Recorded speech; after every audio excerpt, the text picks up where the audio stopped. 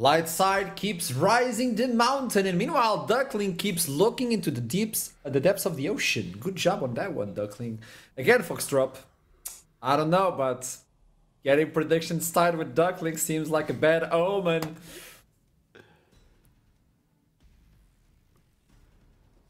Ah.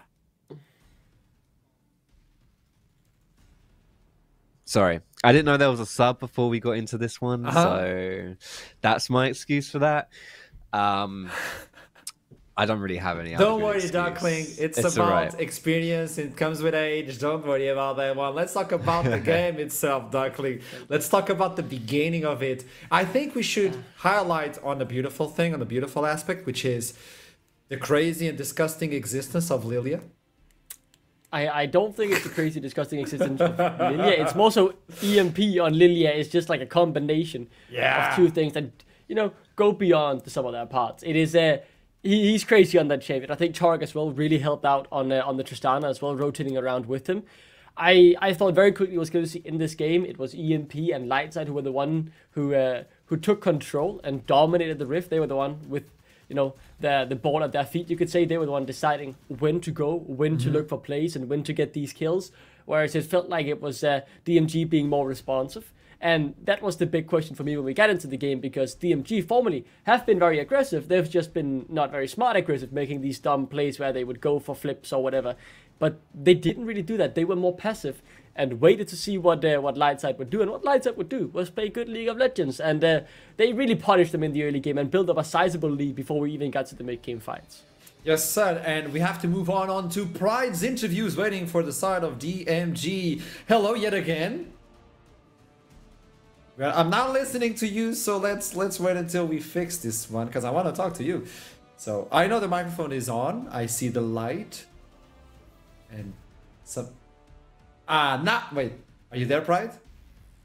No, it's all about like mimic and communication through hands. Happy Valentine's. Happy Valentine's.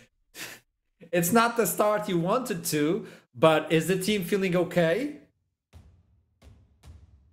Oh, that's good. You're playing with the sub recently. It has been like twice in a row. Do you think this could affect the team going forward? Oh, in the mix. But how are you feeling through the rest of the split? Are you really... I have no idea what you're saying. But are you feeling a little bit hopeful for the rest of it?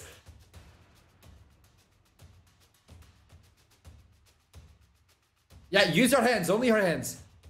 Oh, that's a good one. Also, Duckling is still a hard believer of you, Pride. What do you have to say about him? Exactly. Thank you so much for the interview. I'll see you on the next one. Have a lovely one. Pride, I'm here for you. You can't call... That is unacceptable, Pride. That is unacceptable. I'm supporting your team. You don't flame me. I'm your only fan. Hey. I also voted for him, okay? Yeah, you also voted for them, but you're plus 18, man. You have a lot to lose. I'm 5,000 points in depth at this point. I get made fun of on every broadcast. I can't even look myself in the mirror and smile anymore because I remember my minus now 17 scoreline. You know what's unacceptable, Pride. When you jump into team fights and there's always a single deer saying, oopsie, with like 5 HP moving away. Team fight presence on this game. What can we say about this one? Go on. It was good. It was impressive. I think honestly, the way that the game started with Lightside, obviously taking control as we mentioned, from that point, I was expecting a little bit more control from Lightside, which we didn't actually see. Now, you might be wondering, why are you saying it's good then if it was like not particularly controlled? I think, honestly, there were a few look-ins for DMG where they could have maybe caught someone out of position or won a team fight. The ones down Dragon specifically was so close. There was the one which went, it was a 5-1 in the end, but they caught Tarek like really quick, whatever. Like, there were potentials for DMG to get it. They just didn't quite have the damage, didn't quite get the execution down. But on the other side, I don't want to really point that as too much of a mistake from Lightside, because I think they were still able, despite those situations they found themselves in, despite getting perhaps like caught out a little bit or what have you, to have some huge team fight moves. The Lilia, EMP's Lilia was crazy in those team fights. The amount of like 4-man sleeps and stuff that she got off was absolutely grotesque. Gnar as well, doing some horrible stuff with his flashing and things too. Like they were just, I feel like perhaps they gave a little bit too much potential to DMG to actually win these team fights by getting picked out of position first. Like their setups for the fight were a little bit iffy, but the actual team fighting itself was honestly really impressive from Lightside. You know what? Let's talk with Ragnar to understand a little bit more about what happened through that game. It was the Senna, and welcome to the interview. How are you feeling? Yeah, I am feeling very good. It's Valentine's. How are you gonna spend the rest of the day? Because you just got a W, so you should be happy. Well, yeah, I mean, I am happy. I'm probably gonna just play solo queue, honestly. You know what? That's a man of culture, you know? That's a man of culture. He knows what he wants. But you got this W, although, like Foxtrot was highlighting the fact that every single team fight was so close. You felt that, didn't you? Yeah, I think the one in Bot River was a bit close. But I think after I got triple, the game was kind of over. We just took objectives and won the game slowly. So tell me something, when you see your support just leaving you, abandoning you on Valentine's Day constantly, how do you feel about that? And how do you tell to the entire community how you're feeling about that situation? I mean, I'm a bit sad, but it's fine. Like, if he wins the game, then I don't really mind, you know. But isn't it real, like they queue with you and they say, I'm never gonna leave you, and then you're alone? Yeah, it would be so much better, I agree. Moving forward, because this was a good match for you guys, but moving forward, do you think like the team is climbing up to what you believe should be the point of Lightside for DMG, or do you believe like you're still feeling some things are missing? Yeah, I feel like we are improving a lot and quickly. So I think it's going to be really good in the second half of the split. Because I just saw DMG on Ragnar, I'm like, wait. That's not correct. Oh, wait, that's on not the me. overlap. Yeah, I got you baited for that one. I got you baited. They tried to switch you, Ragnar. So, what do you think is the team that should be head to head with you right now? What is the team that you feel like, oh, they're looking for the same spot as we are, so we need to kick them? Yeah, well, I think it's Verdant. We are looking to win. I think the games were quite close, and I believe in the second half of the split we are gonna show similar gameplay, hopefully. You know what? I like that. I like that. So let's see what happens when you both clash. That's going to be on the interview, by the way, Ragnar. Thank you so much for this one. Have a good day in solo queue, and let's hope your support doesn't leave you. Yeah, thank you. They always say they're going to stick around, you know. Let's stick around for the second game since Duckling failed yet again another prediction. Let's look into Lions Creed versus Nord. To me, I was like, this is the game of the day. This is an amazing one. Look at this. Yeah, it's a stack game. Look at we the got rest a of full it, right? pictures. Ah, that is nice. Full pictures. I think that's the first time we've had that whole split. But now looking at this, we've had some, new rookies on the side of Nord who have performed very well and are very impressed. Warzy and Romeo in particular, those I'm looking at saying, wow, I didn't know what to expect, and I am very pleased. For Lions Creed, in the games that they look good, I'm like, yeah, this is what I expect to be our first place team in the league. But in the games where they haven't looked that good, they look very mediocre, and it's about finding the consistency for both of these teams, because I think Nord in the beginning they struggled a lot closing out the games. They have improved at that, but they are now starting to face a few minor inconsistencies issues where I'm starting to question, like, is this the Romeo that I've seen in the first 4 games where he was dominating with the hooks and that? And then he slipped up a little bit. He still has those great engages, but I think both these teams have struggled with consistency, and I think many of the teams in our league has. It's the general tendency right now that I'm seeing is, many of these teams are sometimes maybe good, sometimes maybe shit. It's very hard to predict, and I'm not just saying that to make an excuse of my own prediction game, but I think Nord, out of these 2 teams, have been the most consistent, but they haven't reached the high highs that Lions Creed have. So tell me something, Fox. When we look into Lions Creed, obviously there's a name that sticks out, which is Timt. But on the other side, someone is gaining a lot of not only name but reputation on the league, which is Warzy. You believe that, right? Yeah, of course. Warzy's been really solid. I think, you know, just the stats kind of speaking for themselves there. Look at that, number one. That's crazy. I didn't even know it was this good, to be fair. But yeah, number one there, 69% on Valentine's Day. Oh, what a man. Damage percent, number one as well, all the way down the board. This guy is, he's got it going on. He knows what he wants. He knows how to do it. And it's, you know, for a new face, it's very good to see for Nord as well. Like, when you think of Nord as a team, like the name Nille will always stand out, right? In that top lane, being that rock. But he's been around quite a long time, you know, and he's someone that we know is ridiculously good and will always bring it. And it's the question marks around Nille that when you build that roster that really, you know, make or break the squad. And I think one of those question marks coming into this split would be Warzy. And he's answered. He's absolutely answered. And in a league where there's a lot of good mid laners, he has been gooder, is a word. Yeah, really impressive. So, I mean, yeah, tell me.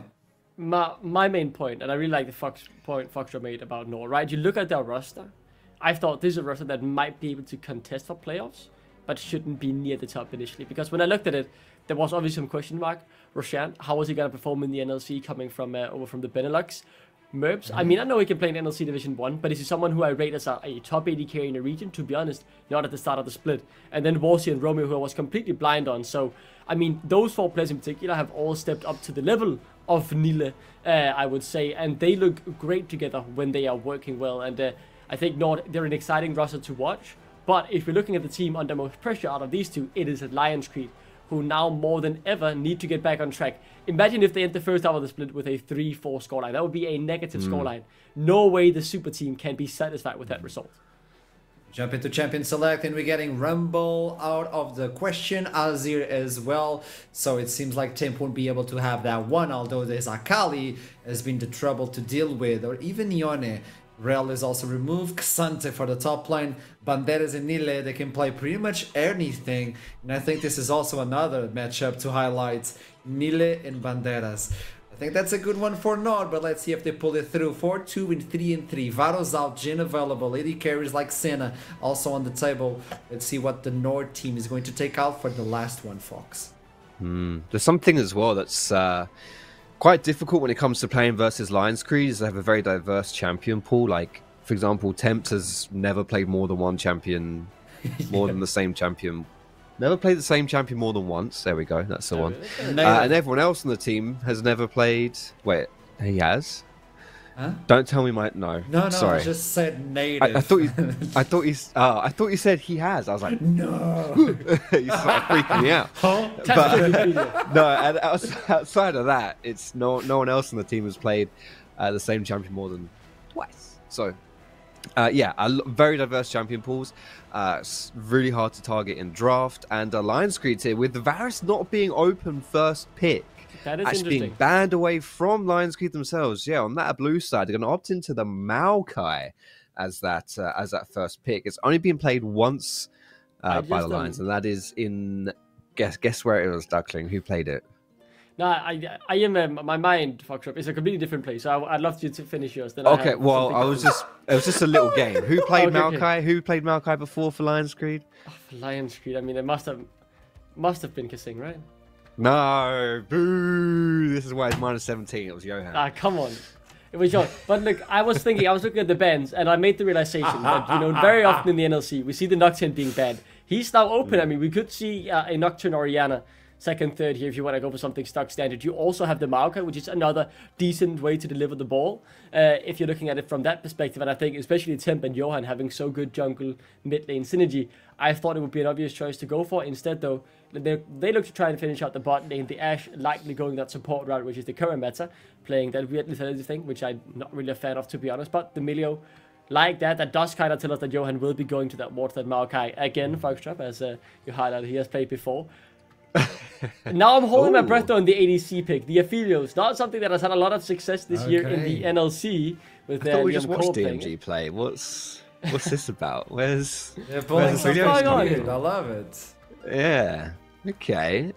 Yeah, that is a bit off, but still, we're going to get the Aphelios Milio bot lane coming through from Jinjo and Kissing here. Lots of scaling coming through from that as well, which is always nice. Late game insurance. Oh, they pulled the Kissing. It is the AD carry. Versus. That is so smart. Okay, man. wait. They pulled the Kissing on Kissing.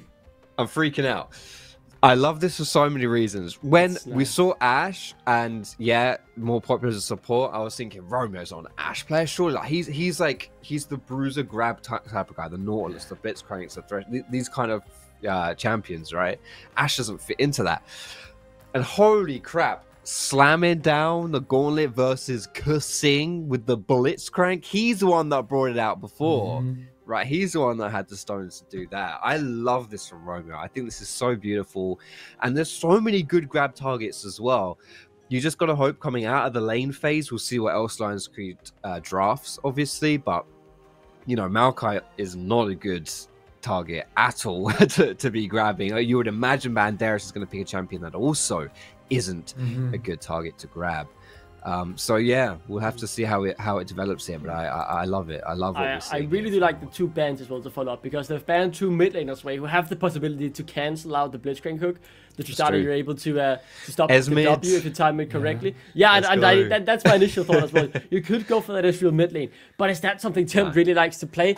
I do doubt it. To me, he doesn't seem like that type of player, but those answers will be answered sooner rather than later, though. For now, it is on towards Nord. What do they want to finish? Or not quite finish up that comp with here, but will they go for the mid lane or the top lane? I mean, Nile likes that last pick. If you get him in a good lane, so they're keeping him for last, which doesn't really surprise me. Getting that Orianna and adding the ball as well, just adding to the burst when you hook that target. I think, like, Jinjo, regardless of how fit he is, if he gets hooked by one Blitzcrank hook, he is dead. Now, though, this might be interesting. The sack, if that get locked in, I mean, I've seen it a couple of times in the LEC. It's looked decent. I mean, obviously with Broken Blade, it looked very good, but for Oscarinian, not the same over the weekend up against SK. So, I don't know really how I feel about that, because if you get counterpicked up against Nile, very happy to see you get to go away. The Fiora, though, this is Banderas going back to a champion he played a lot back in his days over in the Norwegian scene. He is a carry top laner by heart. He knows how to play this Fiora. And the statement he is making, locking this in up against Nile, who now has the chance to counterpick, is a bold, bold statement. Really, really excited to see how that 1v1 now plays out. Tempt, if he goes towards the Akali, he has the possibility yet again to go for the outplays, but also vulnerable to those Blitzcrank hooks, and will be poked out early on. Has to go the second win to try and sustain early on. But who takes the top lane for Nile? Is he going to accept the challenge, or is he going to poke from afar with this pick? I don't know. I don't know if this should be the one. Okay. I was thinking Jax. The Jax. He's pulling up Banderas because Banderas played with the Jax as well. So Nile is like, okay, you take a Blitzcrank, we take the Blitzcrank, we take the Jax, we take your composition, we don't care. Very quickly, just want to highlight, obviously, I would love to look at this top lane a lot. I like these top laners. They are at the top of their game at the moment, in my opinion, in the NLC. I would love to talk about that 1v1 matchup and look at that, but I think we have to keep our eyes on the bot lane.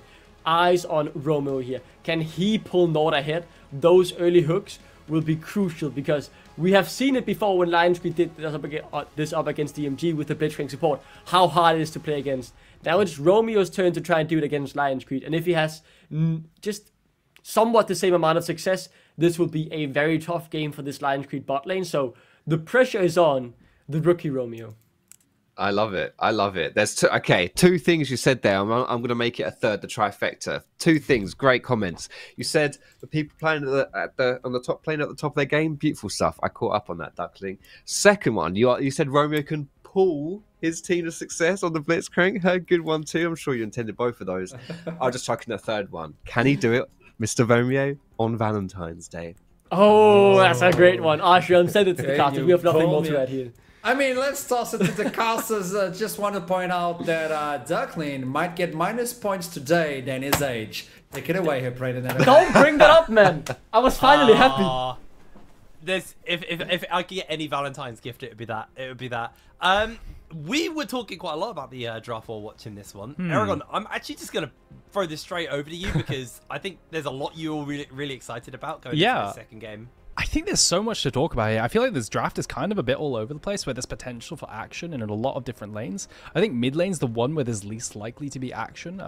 Maybe post 6, where Akali can skirmish a bit more and you have the Ori ball delivery, but top lane has potential to be volatile due to the nature of the matchup, being Jax versus Fiora, with it being extremely skill heavy, and a jungler living there can completely turn it over and solo win a game. Bot lane is naturally extremely volatile because you have a really good Blitzcrank pick into the Milia, right? Can't cleanse knockup. So really excited to see how that goes. Bot lane's very interesting. I wonder if junglers will path bot side or maybe path top for one gank. We'll have to see. I definitely think there are definitely options for both sides. I think this is going to be a super exciting game, actually. Yeah. We got some really cool stuff coming in. Obviously, the mid lane was exciting because we were theory crafting, what AD mid are they going to pick? And then they pick Akali. Like, obviously, the Tristana Yone ban may have thrown a spanner in the works on that like mid AD pick. There were obviously, like you said, off air, the things like Jace were open, but actually got picked to go up in top lane. The Fiora definitely a bit of a wild card. I wasn't quite expecting or wasn't quite ready for. But I'm really, really excited to see how these two match up, because obviously Lions Creed are a team who there is a significant amount of hype behind them coming into the season, and they have just felt like they have felt so goddamn short. Nord are a team who I've made a lot of points on Nord. I think I've been a believer where a lot of people haven't. Although today actually I didn't vote for them, so sorry Nord. But they were a team who I feel like a lot of people slept on. Them and Natives, I think at the beginning of the season, were teams that were very slept on, and I feel like nobody sleeps on them now. Like, they have really proven their worth and proven their point. They are definitely one of the top teams in the league. So I feel like this is the game where, like, Lions Creed need to prove to us that this super team was worth it. Otherwise, it's pretty yikes, man. It would be real yikes if they just continue to kind of fumble it. And obviously, there's a various different issues and reasons for why they've been playing at the level they've been playing at, but you know, the expectations are high and they really need to kind of execute on that. Yeah, I think the most interesting thing to me is when it comes to Lions Creed, they've definitely adapted since last week and the weeks before. I feel like they've been having a hard time finding their identity, whether they play for the top, mid, or bot lane, because in an interview they were saying, you know, we've got lanes we can play. We can play through anyone on this roster because they're so damn good. And I feel like now they're settling on giving Banderas more of a carry role, whereas before he would be on like isolated scaling, end up team fighting, but now he has free reign, you know, to scale up in Fiora versus Jackson, eventually become a side lane threat, let him play with resources, potentially Johan sitting top as well. So that's really interesting adaptation. I wonder how it will turn out, and it really has to work because they've tried, I feel like they've tried everything. They've tried to play through Temp, they tried to play through Jinjo on stuff like Kalista as well, and it hasn't really looked amazing. It's looked okay, but yeah, now they're trying the other side, playing through top, and I imagine Grubbies will be a little bit important this game. Yeah, I think especially when there's a Fiora in the game, Grubs is giga important. Like, it really changes. Having a split pusher on your team really changes those priorities, and you actually can justify giving up the first two towers, or first two dragons, sorry, in response, that you can then use it to then transition into a bunch of towers and a bunch of pressure in the mid to late game. I'm very excited by this one. I think you're right though. Lions Creed definitely have struggled to find their identity. They've really struggled to kind of find whatever they need to find to be a top team. But the crazy thing about NLC this time around is I feel like we don't have any teams that actually look that bad. Even like DMG, who kind of rolled over in that last game, I still don't think they look like a bad team. I think we've got a bunch of teams who are a little lost right now, and I'd put Lions Creed in that camp of teams that are lost. But I think the pedigree of the players has what's kept them from actually having a really, really bad showing, because I feel the way we talk about Lions Creed is it makes it sound worse than it is. I don't think it's tragic. It's pretty bad, but like, it's not a tragic standing for Lions Creed right now. I just think the expectations were they were going to be undefeated. The expectations were they were going to be the top team. And then like Venom Crest came out of nowhere and have just absolutely smashed it. And you've got like, you know, Nord have performed really well. Natives have performed really well. Verdant obviously performing really well. Like, there's so much expectations for other teams to have done, to be like kind of just below them. And they're below all of those teams. So it's real sad for Lions Creed. But I'm excited to see what they what they're going to be changing up going into this week. Yeah, I think it's a little bit tragic. I'm gonna say I think they should be doing a lot better than this. I mean, you look at the names on this roster, man. I mean, arguably best top in the league. You have Johan and Temp from the LCK Challengers, I believe. You have, and formerly LCK Johan, you have Jinjo, who's been playing really well, was extremely good last summer, and obviously Kasing, right? Now, naturally, they're contending teams like Nord and Verdant, but these names are such high pedigree names, and they even made EME Masters last split, and I believe almost getting to quarters. I remember the games, but yeah, a little bit disappointing so far. I think it is a case of scaling into the split and trying to find, you know, your identity, like I said before. And once they nail that down, I think going forward, then they can branch out into different types of compositions and play styles. I did get a bit thrown off. I thought it was going to be the classic playthrough bot or something, and scaling again with the Gwen and the Gnar ban. I'd love to ask Banderas, because I thought Gwen wasn't a setup ban for Fiora. I thought Fiora won against Gwen, but maybe with the new items, it actually shifts a bunch of matchups. Because this is, I don't know about you, but this is the first Fiora I've seen in competitive. And Fiora versus Jax used to be an interesting one where I thought Fiora won, but then Jax got reworked in. So interesting to see how this all pans out. I'm really curious to see how the top side of things go.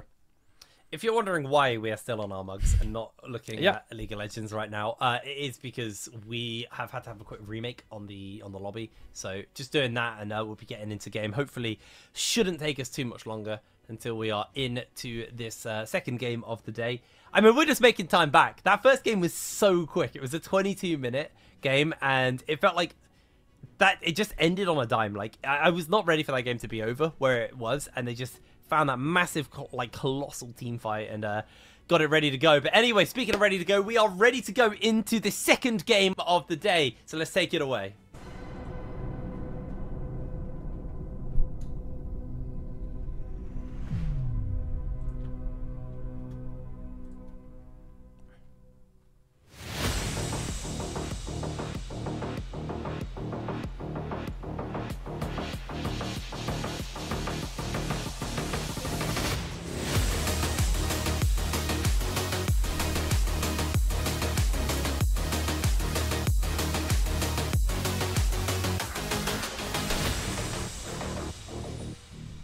It's proper flashy, isn't it?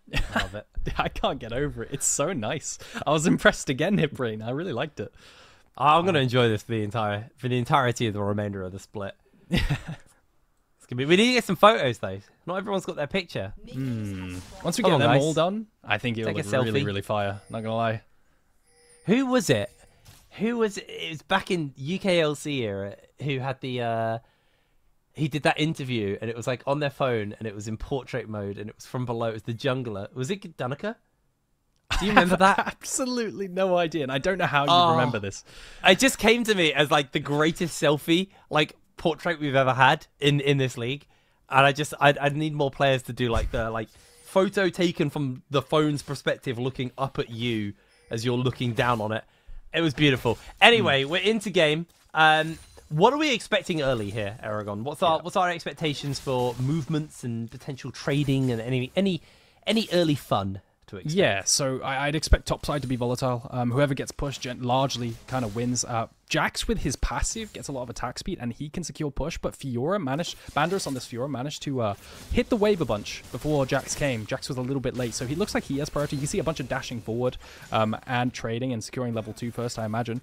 Bot side also has potential to be volatile, depending on both junglers, how fast they enter bot side, and if a hook lands. If a hook does not land, then I imagine LC gets the priority, and perma push under tower, and then Nord waits for a jungler to come. That's generally how I expect the game to pan out in terms of the early game. Fiora is very volatile with better all in top side, and bot lane's very volatile depending on a hook. I mean, that is Blitzcrank's lane, right? Like, Blitzland's hook, someone has to burn summon a spell or lose most of their health bar, or even potentially go down. Very, very rough early, but obviously it can be hard to land those hooks on the Blitzcrank because you just stand behind the minions and you just wait it out. You know, Romeo right now is just doing the sit in the bush, leech experience, and hope an opportunity comes where they can get the movement speed in and then find that like empowered knock up with the Power Fist. For now, Jinjo quite happy just farming away, just grabbing these waves, and I've been very critical of Aphelios over the last few weeks, and my reason being is I really think that like Aphelios just takes too long to come online. And I think the game state and the game speed move faster than a champion like Aphelios can catch up. Like, you have to get like a really good team fight and snowball really hard, or seriously slow the game down to get the maximum value out of this champion. Speaking of opportunities, we might be seeing one here as Jinjo needs to just avoid Romeo, but Romeo's just going to run towards him with a power fist. He's got the grab lined up. Johan in danger. Johan going down. They are going to keep the pressure up as Kasing is launched into the middle of the free. Gets the flash away as now he is down. Double kill for Merbs. And the opposite of what I said has just happened. Yeah, it's an absolute disaster. Roshan manages to get a camp before Johan. Johan skipped his Krugs and came to shadow the bot lane to make sure the wave crashed. Roshan gets a level up because of that, level 4 to 3, and just takes a 1v1 versus the Maokai, who does get beat up by the Xin at this stage of the game. I think Johan expected help earlier on. Wait, this is... Yeah, that was kind of good for Banderas. Not going to happen. Yeah. Banderas played it a little well, but it was extremely volatile. Lots more sustain on the side of Nili now with the Grasping dying plus Cookie coming through. So Banderas has to be a little bit cautious. He might need to get this cannon and recall. Johan's coming, yeah, he's going to try and get away. Oh, he flashed and everything. Didn't need to do that, but in comes Johan. He and has now flash. without the Counter-Strike, there is a world. Yeah. But yeah, no, it looks like they're just going to help shove the wave in and get the reset off. But Romeo? there is 3 people top lane, man. Banderas is not going to be a happy boy with this one. Getting run down, is going to get flashed onto, mistimes the grab, and yeah, that is also Johan getting himself slowly but surely walked down. Does get a couple of people with that Q, and that is a big wave for Nili, man. He is happy with that one. Well, we said it was going to be volatile, and we have a Romeo level 2 at 5 minutes going topside, right? So, yeah, what happened there was Banderas, you know, taking a few unfavorable trades and then trying to get bailed out by Johan gank, and Romeo coming up topside with that support roam. You see Kasing actually tried to halfway shift up topside. He ran from bot to mid, but then gave up and went back bot side again. So no cross map available. You know, they couldn't punish Merbs for that run from Romeo. So just shout out to him. Props for that finding that timing. Yeah, that was beautiful. That was really, really nice roam. And right now, Banderas is struggling to kind of get the wave in a state where he can feel particularly comfortable, because a massive wave was crashing into Nili. Nili reset, gets the teleport back in with the items, and Tempt. I mean, this is Romeo? It's going to be rough if Blitz just show up. Tempt has now hit that level 6 mark, so has a little bit more mobility to him. And we talked about the priority on the grubbies early, and Roshan is going to be able to deny that. And while Fiora is a split push monster, so is Jax. So whoever gets the grubs is going to be feeling very nice going into the later stages of this game. Yeah. Lots of mind games coming down topside as well with that parry.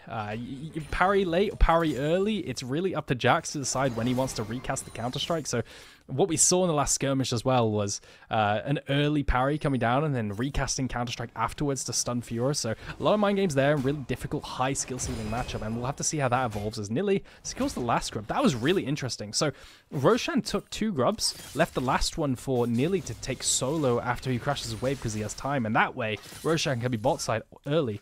Maybe he'll convert that into an early dragon or a gank. As you can see, Johan in the bot side is already in position, but I think he's spotted on a ward, if you could see that, yeah, in the bottom bush. So yeah, he's been seen. It's That's going to be still a really, game. really intelligent, because there's no cross map that can happen now. Like, Yeah, exactly. We've got the information, but the dragon's up and Roshan is there, and Roshan's actually going to be able to take the dragon for himself. So really intelligent play, and kind of going back to why we've honestly seen Nord perform so well across all of the days. We've seen them on, you know, they've had like, I think that Venom Crest game was a bit of like an upset for them, but they've been consistently impressive. All split long so far, as Nili doesn't really want to be taking that fight. There's still a big wave. Would rather catch the wave right now, as he is technically down in farm, but does have a kill and assist, and that grub gold in his pocket. Yep. Fiora auto queuing, and every time the counter strikes down, she can queue out here. But you can see, look at that exactly. That is I think not that might be an fair. all-in now for Nili. Although Banderas actually do it pretty... Wow, okay. Conqueror. Yeah, I think the Conqueror healings was just too much. I guess Nili didn't have mana to ult. Or was it down? No, he had it up, so he didn't want to commit there. Maybe the Fiora attack speed slow was just too much, and he decided, you know what, I'm going to wait. But yeah, you can see exactly there. If Banderas parries early, Nili can just hold it. And generally becomes a really big mind game as to when you actually parry, so you can make sure Jack's Counter-Strike actually goes through. Still, a lot of plays coming out. Nili should be happy with that one. Honeyfruit going over to Banderas, though. So, I'll see how he manages to bounce. Nili might just have to recall in a poor spot. You can see Romeo and Roshan trying to bail him out here, coming straight topside. Yeah, Banderas doesn't really have the mana is the problem right now. So Yeah. Eyes are on. this. My eyes are on Everyone's- Kasing if he beelines topside as well, because you can see Romeo on that ward now. I wonder, yeah, you can see Kasing is beelining it from mid to potentially hold this wave and turn this into a skirmish. Nilly's kind of useless on this HP, so Johan has R. maybe. Very hard to go for it. They've seen now that Kasing's in the area, and I think that should be all she wrote on that front. Nilly will just be able to take a tower plate. Banderas catches the rest of the wave, and then we'll have to take a reset back into this game. But man, a lot of top lane action. I was not expecting it. Everyone kind of jokes about top lane being an island, but today it's kind of in bot lane, but it's the island. It's all been about this top lane and the action over there. And it's just going to be neutralized again. The top wave is pushing out for the side of Nilly, and Nilly's going to be really happy with that wave state. Plate gone as well for the side of Nord top side. But yeah, it's incredibly volatile. This is the nature of the matchup, right? Whoever trades can get condition traded on and get low enough for potential dives, so you have to constantly shadow, because if either of these champions get ahead, they roll the other one. As Romeo... Observers are highlighting some fog here. I'm not sure if there's potential threat, but I don't think so, yeah. I got baited a little bit there. Still... I think getting a shove and potentially convert this into dragon in 3 minutes' time. Yeah, Kasing not gonna get hit by a random blind hook. As Tiamat has now been finished up for Banderas, who can help him with some of these larger waves that do sometimes seem to be getting built up in the top side and bounced into him, and basically was what cost him that early plate to Nille, who actually I don't think even autoed a tower a single time. That's just like really good wave management. Was able to get the damage down and then get the tower low enough for him to get that plate. Mid lane being relatively quiet. Tempt has attempted a all-in on Warzy previously. Did burn the ultimate. It is now back up off cooldown. And when you got this Hextech Alternator, it's actually like a really major spike for the Akali now. Like, it's a very cheap and very gold efficient item. As you can see, just quickly ease forward, lands the Q, gets that damage off, gets the proc of the Alternator, and then Warzy just loses a chunk of HP. It's a really, really brutal trading pattern into the Akali, and very hard to answer back onto them because they got that Shroud and the invisibility. It's the safety. They've got so much mobility in both their E and their ultimate. So it's very hard for the Orianna to really find a good opportunity at this point. Roshan's inventory is a little bit intimidating, I won't lie. That is going to definitely be a one fight around the grubs if they want to take that. But yeah, that mid lane, generally what happens is Akali at level 6 starts to win the matchup, and you can see it kind of happening now as a... Oh no. Oh, the late E, and it might turn into an all-in. Banderas is going to ult for the move speed, though. Yeah. No way. Oh man, that was rough there for Banderas. It honestly does feel like an unplayable matchup for Fiora. When Jax decides when you get stunned and when you don't. Yeah, so it becomes a mind game, right? I think it can be Fiora favored. If she ever gets even a slight lead, it becomes a stomp at the side of Fiora. Jax just can't contend. But yeah, props to Nilly. He's managing it pretty well. Well, the problem right now is this is going to be at least 5 grubs, definitely the 6, to be honest. There's no contest coming in, and Temp unable to roam because they got the wave crash, they got that beautiful trade in the top side, and everything just kind of aligned perfectly for Nord to take these 6 void grubs to themselves. And now, once that Jax gets his hands on the tower, it is going to be rough. Yeah, Dragon spawning in 45 seconds time. Merbs has shifted to mid lane with Orianna in the side, and they're going to probably get mid and bot push here, potentially move into River. And the question is, are LC comfortable contesting this? They haven't even got a first item yet. The only person who's completed an item is that Fiora, and she's not exactly going to come down, so I wouldn't be surprised to see LC try and give this up and cross-map top. Potentially sending up Johan and Temp topside. I wouldn't mind seeing that from the side of LC. Well, Temp making his way back to cover that mid lane. Romeo did try for the grab, unable to hit it.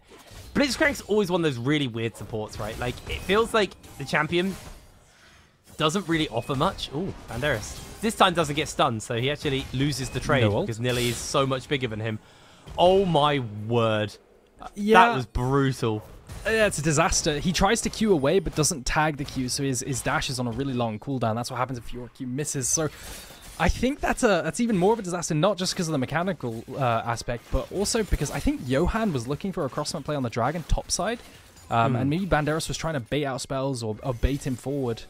Still, really well played to Nilly. Nilly outplays. Nilly's going to get so many plates top lane. Yeah, like, that's a demolish angle too. He's got 6 grubs. He's got demolish. Triforce. Yep, there it is.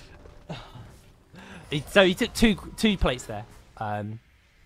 Johan can't do anything. In. He can't do yeah, anything. I feel like this is not a good fight for him. He's gonna cue him back, but like Nilly's out. Yeah, I mean, the fact that he goes for it, you can see a missing pig from Nilly. It's just a bit questionable. It feels kind of desperate, like they're trying to find something. Johan, if he goes to this dive as well, I really hope he doesn't. Because, yeah, Romeo's on the way up. And I don't think they do enough damage to the counter-strike. One plate is nice for Banderas, but definitely Nord favored at the moment. Third Dragon coming up as well. And this is where you really need to come online with your front-to-back composition from the side of LC. Potentially playing for side. You could also do 1-3-1, right? You have a strong three-man core with a lot of disengage and good side lane. The problem is you don't win side. Maybe Tempt can win side against Jax. That's inherently a good matchup in the side lane. But that Jax is really accelerated, so we'll have to see what their options are.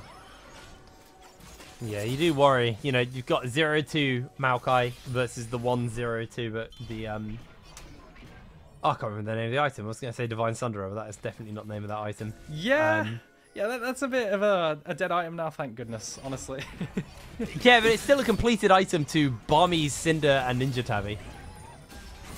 No, Triforce, So I think the build you go for now is Triforce plus, what is the item again? The Sundered Sky on Jax versus when you need a lot of DPS, and you kind of do versus Fiora healing, so that's what I imagine he'll pick up next, but he is so accelerated, just the item diff in the inventories, but yeah, cross-map plays coming in, gonna give up Rift Herald. You can see LC, their game plan is just to give up everything until third Dragon and try and find cross-map plays. Now, Nord can respect this, and they are, because they're bringing over Blitz to cover the cross-map. Yeah, Let's see how the dive goes. Wuzzy trying to get himself out, catches a beautiful shockwave onto a couple of members, but he's taken down. Tempt secures the kill. Ash Arrow comes in, does make the connection under the tower, maybe the end of one. As Jinjo, he's got the Gravitum in, should be able to find the final last auto in for the kill as well. And they do answer out with that tower, with that kill, but a tower is the answer in the mid lane coming in from Nord. Yeah, I wonder if they could have sent Nilly to defend and have Warzy TP in instead, but it doesn't matter regardless. It was a nice idea from Nord, but it wasn't enough to defend from the onslaught of the cross-map. Just having the two-man there, knowing to defend their cross-map is fantastic, but still really good play. A comeback for LC was important in terms of gold, and the gold went over to the right people. Kill for Tempt and kill for Jinjo. And yeah. It's going to be important for this next Dragon. He still doesn't have a completed item. And Dragon's in 2 minutes' time. There we go. There's the Kraken. Yeah, Kraken in's big, but he still needs, like, you know, realistically 2 more items to truly come online as an Aphelios. And I think they're going to have to settle for 1 item for a big one. But obviously, Dragon number 3, will be spawning up in 2 minutes' time. Got the needlessly large rod now finished up on Tempt. Had the Lichbane for that previous fight. It's now bought himself a needless large rod, so seeing what that will be turning into as we get later on into the game. Plenty of options for that one. Yeah. Dragon up in a minute's time. You could see they push in mid and bot and move into the enemy jungle. It's really important when you play Blitzcrank comps to secure vision. And so the enemy team have to face check into darkness and then take a hook to the face. That's what they're doing. They're controlling. You can see all the deep vision on those wards in the bot side jungle, and they're going to convert it into a Rift Herald too. So I imagine they'll just get a second charge here. Oh my word. That's yeah, a lot of grubs. That's the Tempt's real here. threat, isn't it? They've got everybody coming over, actually. This could be an opportunity. You know, Tempt realizes that is just death if you try and contest that any further. As they've got Banderas on the flank as well, but I mean, you're trying to team fight with Fiora here. There's no way they can contest that. Tower number 2 goes down, and now the mid lane tower under fire from Nille. Banderas will be able to tidy that one out on the Fiora, clear out the wave. But Yeah. man, this is rough right now for Lions Creed. Yeah, you really want to fight now if you're Lions Creed, because you don't want to let them go and spend their gold from that tier 2 tower, as they might just give up the Cloud Dragon. I mean, it's only Dragon number 3. If they can get a kill onto Nilly here, that's going to be really big. Jinjo isn't even going to get the shutdown. It goes to the worst possible person they could have given it to. Johan gets that 500 gold extra. I mean, they could still recall and potentially contest. Banderas has TP, so I wonder if he'll just take this wave and then reset and then TP to the Dragon. I'd actually really like to see that, although they might just like... No, there it is, right. So he's going to recall. They're going to secure mid-prio, and now with that kill onto Nilly, he does have TP to come in. They can move into River and secure some vision. Yeah, looks like they're going to move through. Now that they've got Banderas in the area. As Romeo may just be looking for a stray hook to see if he can find an opening, but will be on constant vision. Looks like the answer is coming in. Nilly is going to teleport just on the other side of the Dragon Pit. Tempt's trying to find a flank angle to see if he can come through, but spotted out by that pink ward. Down goes the Shockwave. In comes Nile, gets himself the lockdown. Dragon's been Roshan. secured in the meanwhile as well as Temp trying to just be a nuisance on the backline, but hit by the Ash Arrow is going to lock him in place. Lions Creed, though, able to take themselves 2 kills. They lost the Dragon, but they got a lot from that. Beautiful play there. Nord ultimately one Drake away from Soul, however. Yeah, a Nord play for the steal. Secure the ball delivery with the Xin Zhao, but it isn't enough damage, and then Banderas with a DPS just cleans up. Roshan tries to flash away, but it isn't enough, and Nili has just chain-died twice.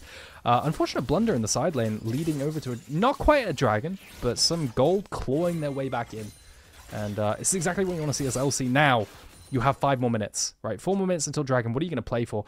Are your item thresholds strong enough to contest side lane at this point? And I imagine with the nature of the matchup from the Akali versus the Jax, you actually potentially can. So I'd like to see Akali on the side lane with potential jungle hovering to it.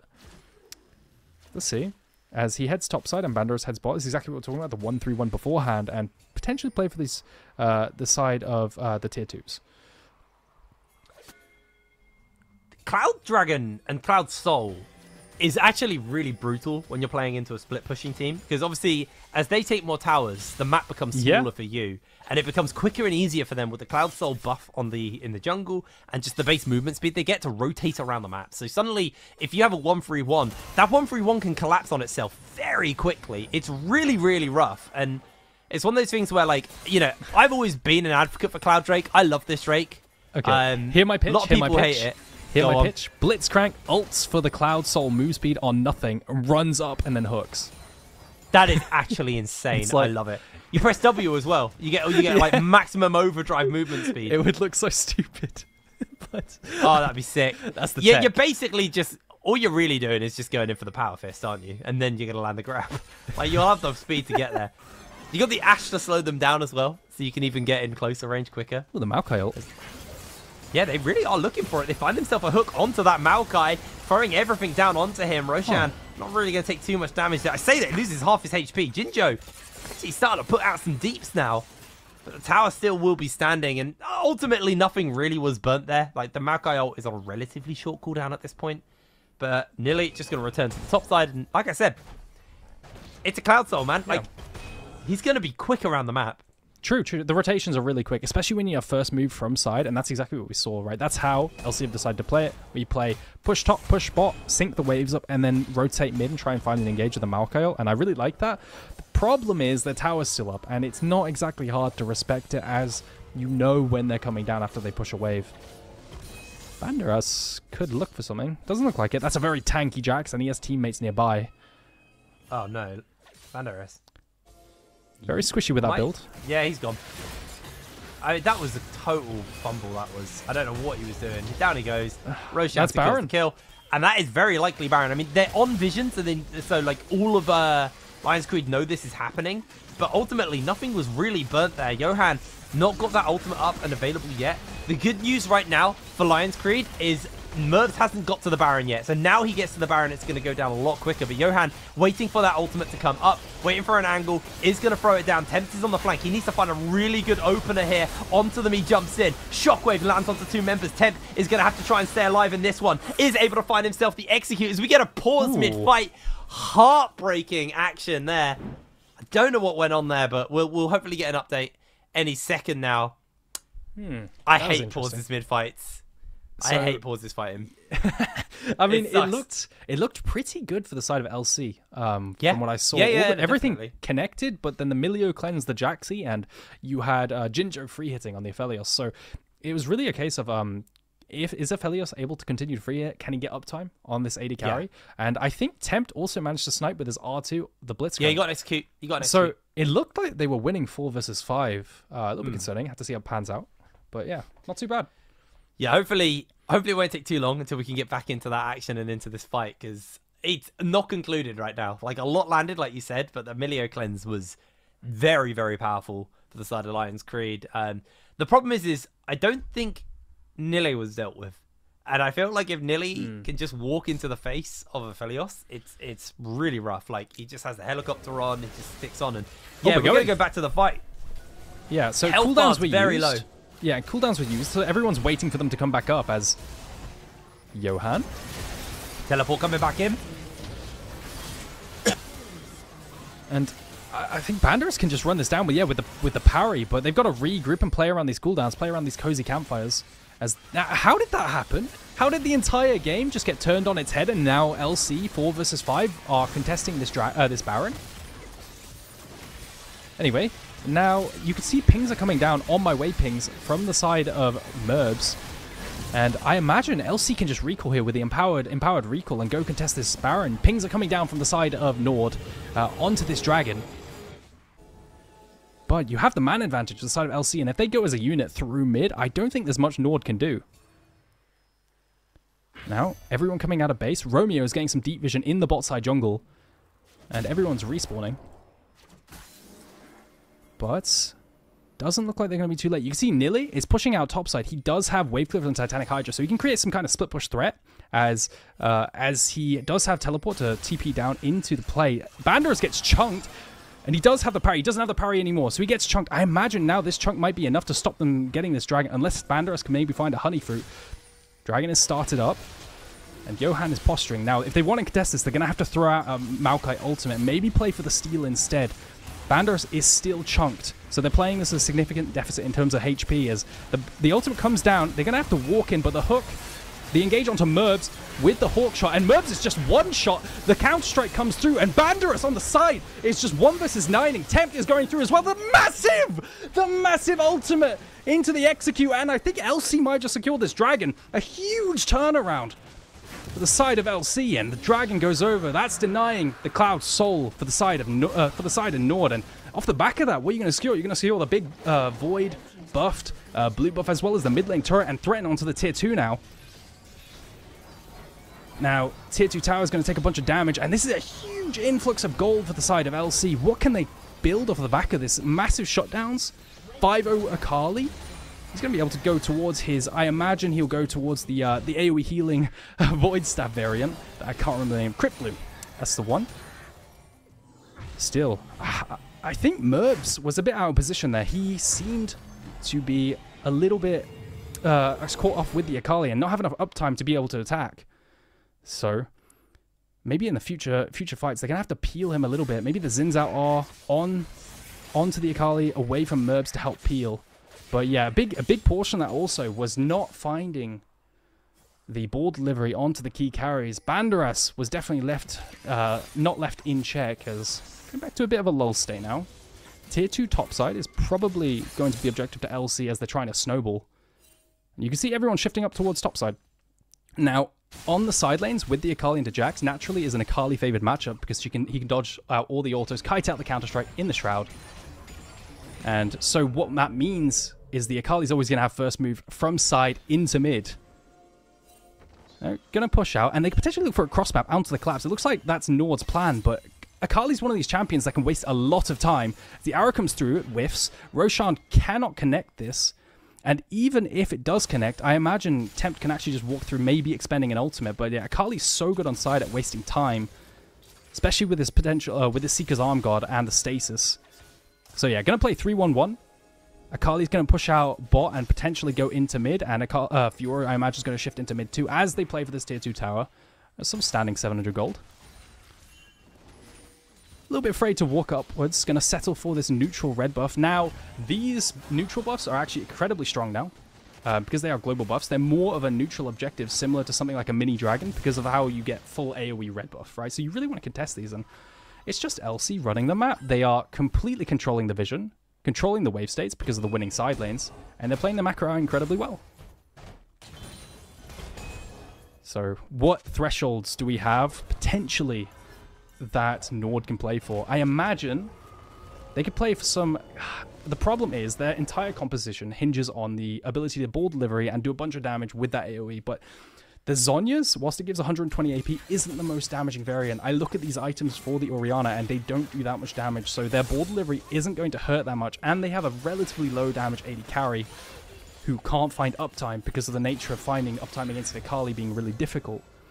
So I think they're going to have to play for potentially a death cap on Warzy and maybe look for a fight with the AD carry there.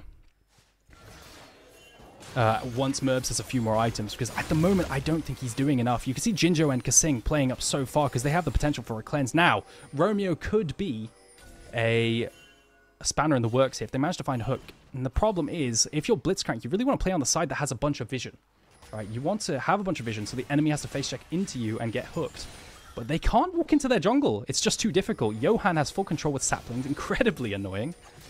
And they can just walk wherever they want. Now, Ash Arrow comes down. But it's not going to connect. And even if it does, they have the cleanse. So, trying to punish the 1-3-1, but it's incredibly difficult. Now, Hook comes down, also misses. They're still trying to play for the top side, but Warzy on this Orianna can just wave clear. So, there's no real threat. And basically, what LC are doing are bleeding them out in terms of camps, right? You're incredibly sad if you're Roshan here on this Xin Zhao because you are continuously pushed in. You lose vision of all your camps and you lose them on respawn too. Now Dragon is up in a minute's time. And with that perm push in the mid and bot side, controlling the river and the top side as well, you have a choice to make if you're LC. Do you want to take Baron for Soul or do you want to take Soul and then threaten Baron afterwards with split push? I imagine they're all going to head down towards this Soul and play one person on side to draw the attention and then TP down. Now, flanks are incredibly important in this fight. It is a front to back, but you have the threat of the flank onto an immobile carry like an Ashe. Watch for Blitzcrank hooks and watch for vision down bot side. I think Soul is going to be incredibly important here. All going to be about that Soul. 19 seconds. Sorry about that. Welcome back, Hiprain. How are you doing? Peek behind the curtains. I'm still recovering from my cold, and my throat decided to close up on me there, so I'm back. Yeah, 8 seconds until that Cloud Soul. Man, the thing is I feel like Lions Creed probably want the Baron more, right? Like, they denied this from being Soul. This is only Dragon number 3. Hook misses? For Nord. And for Lions Creed, this would only be Dragon number 2.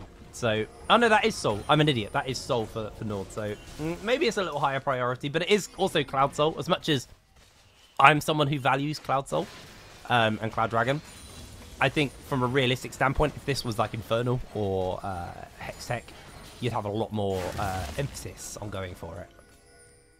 Yeah, absolutely. I think Cloud has innate synergy Whisper Push comps, though, not for just the reasons you said, but also because like when you ultimate, you get a bunch of move speed so you can disengage. And when you play Split Push, you want to be able to disengage quickly as a 3-man when your side lane is pushing and you get collapsed on, or the other way around. So it does look like they're going to go for this gambit where they give up the Baron and then secure Dragon Soul on their own.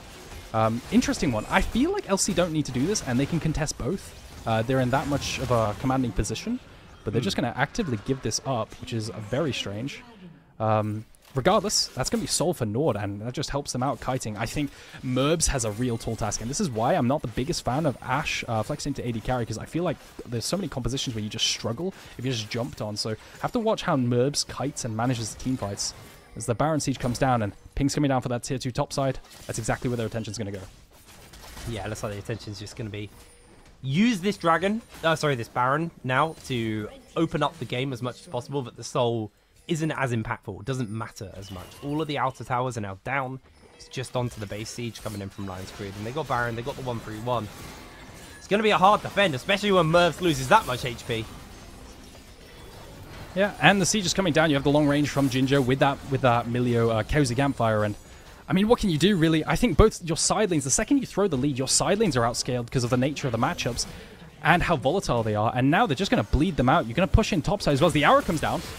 Oh, tempt with beautiful the lead back. Yeah, able to get back, and now Rohan being run down. They're going to throw everything they need to on to Warzy. Goes into the stopwatch though to break away.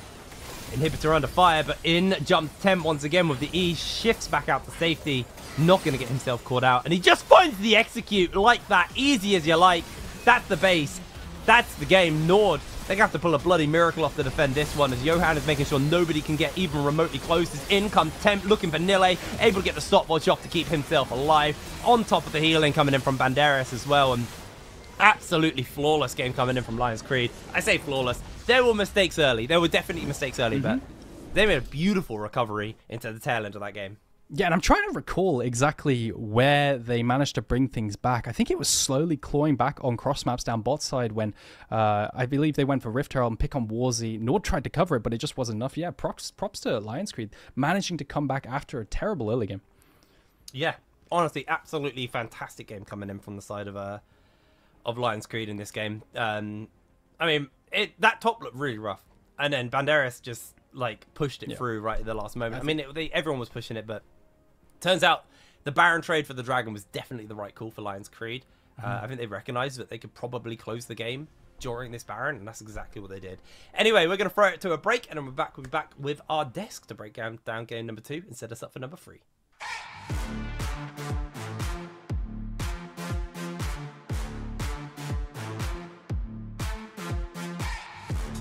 At SteelSeries, we make the headsets, mice and keyboards that the world's best gamers win the most with.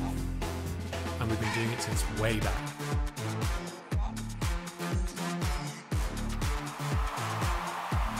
It's up to you how far you go, but whatever you do, go for glory.